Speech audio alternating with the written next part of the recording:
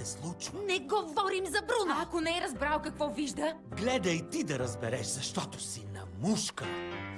Не говорим за Бруно, не говорим за Бруно. Но в нашия сватбен ден беше чудно време с безоблачно ясно небе. Безоблачно ясно небе. Бруно дойде с лукаво лице. И кръв. Тук аз ли разказвам или ти? Прости, любима, говори. Бруно каза, ще вали. Защо ли го каза? Тези думи ме срази. Но аз съм тук и те пазя.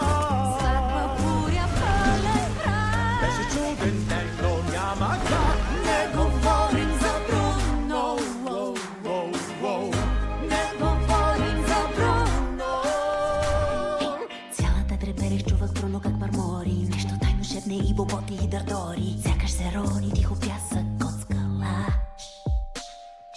Тежко е да си само ти наясно. Винаги я боля да те хваща надясно. Но не искам нищо да споделям за това.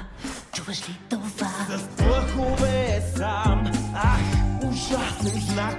Още мига там, но чезне в мрак. С огнени очи край теб той пищи. Не говорим за Бруно. Не говорим за Бруно. За рибката каза край и ето, виж!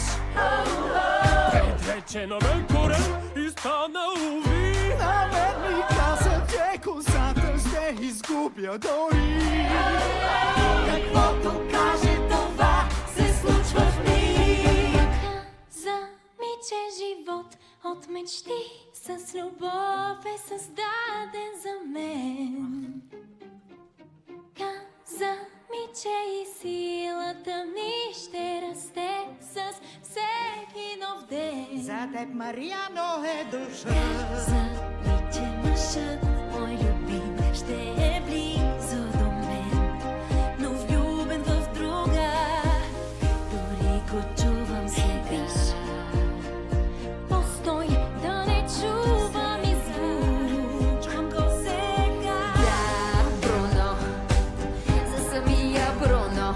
Кажете ми за този Бруно. Искам да знам всичко тук за Бруно. Изабела, виж кой дойде. На вечеря, нашия сватбен Ужасен знак. безоблачно ясно небе. Безоблачно ясно небе. И кръв. Аз ли разказвам или ти? За теб, Мариано, е душа. Защо ли го каза? Но аз съм тук и те пазя.